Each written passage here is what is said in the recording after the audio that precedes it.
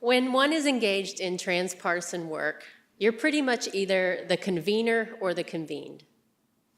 The convened are the partisans, and I believe the shadow side of the partisan is a righteousness that demonizes. But we can rarely hang our hat on the righteousness of the head of one evil person. It takes a village to create evil as much as to create good. Hitler didn't act alone, neither did Martin Luther King, but it was their righteousness that others identified with, for good or for evil. But what about the shadow side of the convener? We have our own righteousness to deal with, and that's what I want to talk about today. I run the New Hampshire Listens at the Carsey School of Public Policy at the University of New Hampshire, and we're about 5 years into earning trust as a fair convener around the state. We cover a lot of different topics, from education to government efficiency, mental health, gambling, to dangerous intersections. So we bring particular engagement approaches, but our topics really vary widely. For my remarks today, I want to focus on one project that we've done recently, community police relations work in 3 New Hampshire seacoast towns and the University of New Hampshire. And for those of you who wonder about police community conversations in a majority white state, know that diversity is growing in New Hampshire, especially among our youth, and especially in some cities where up to 40% of students can be of color. So we needed these conversations just as much as the rest of the nation. My daughter is learning how to drive, and I recently found myself in the passenger seat resisting the use of the invisible brake on my side.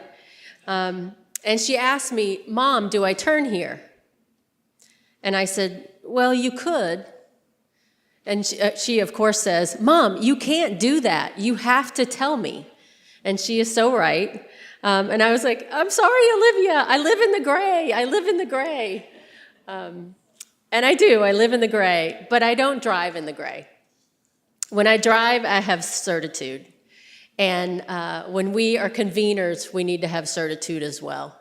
And of course, when you're teaching your daughter how to drive.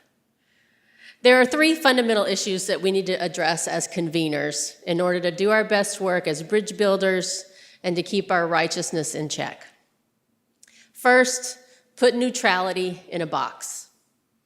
As conveners, the shadow side of our righteousness believes we have a personal gift for seeing all sides of the issue. We are, many of us, middle children, and so we have earned that gift. Still, we need to be clear about the boundaries of our neutrality. We put neutrality in a box because we are not neutral in general.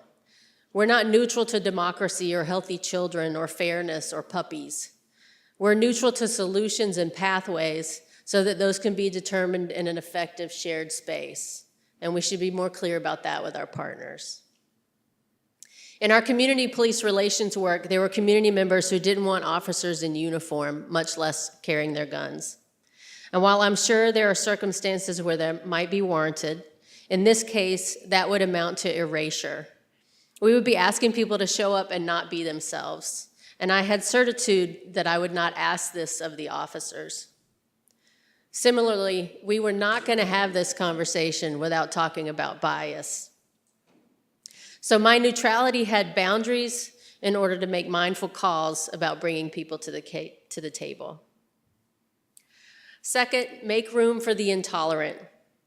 As conveners, the shadow side of our righteousness believes we can create a process where no one will get hurt, and evil will be vanquished. But the doctor's oath to do no harm does not mean it won't hurt. As a convener, I can nudge us past our caricatures of each other. I can ask you to name the other as they would be named. We're not anti-life or anti-choice, for example.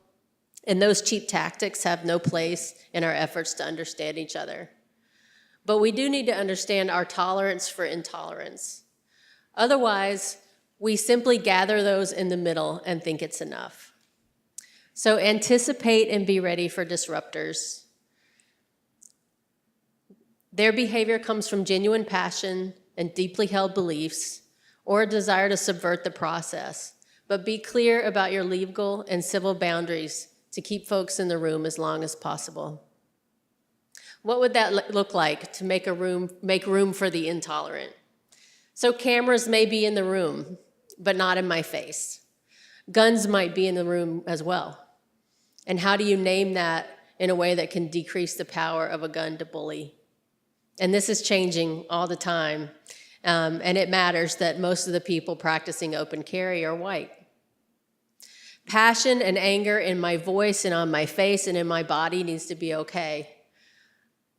Not lead to violence, but especially if the person is emotional, is a person of color or a woman, we see that differently and we need to make room for that. People come in armed and armored emotionally and physically, but our ground rules need to be flexible and clear enough to hold a difficult space. In our community police relations work, a lot of folks attended so they can explain the facts so you will understand. But we make different meaning of the facts. One white man joined a group late and with his finger pointed in the face of the officers and asked them to explain Ferguson. He refused to sit down. He ignored the facilitator. Everyone became defensive and polite conversation was disrupted. And it was painful. And I couldn't change that. And that was not my job. But we got through it. That was my job. So making room for the intolerant makes the work harder, but maybe more generative. Finally, know thyself. As conveners, the shadow side of our righteousness believes we're less susceptible to the righteousness of others. But what is political and partisan work but the centers of power of our communities, our states, and our nation? We see ourselves as grassroots, but we are working with the grass tops, and there's a powerful allure to the fast-moving cool people in politics. How can we know ourselves in order to hold the internal tensions that we can be of service? Who keeps us honest? This is not drive-by engagement. I needed to put in the time over time so I could listen for the ouch on all sides. That was work I had to start well before the conversations took place. In our community police relations work, as much as I got into the issues with more of an inclination to address injustice for community members, gaining the trust and partnership of chiefs of police was compelling. My best friend named this for me, not in a way that accused me, but in a way that called me to attend to it. And while the chiefs would not describe themselves as the fast-moving cool people that join New Hampshire every 4 years, there's no doubt that there's power there. Knowing myself meant building genuine relationships with the grassroots and the grass tops in the community and in law enforcement. This meant holding the tensions so I could be true to those relationships on all sides and help identify productive steps. So put neutrality in a box, make room for the intolerant, and know yourself.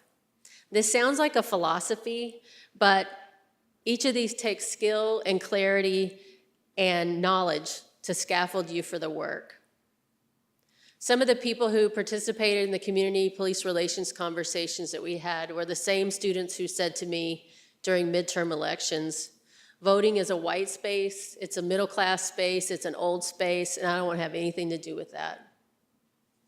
My first reaction was, okay, but you still have to vote. I hope someday that changes for them, but in the meantime, if I can keep my own righteousness as a convener in check and keep neutrality in a box, make room for the intolerant, and know myself, then maybe I can engage those who are checking out of the process of our democracy. Thank you.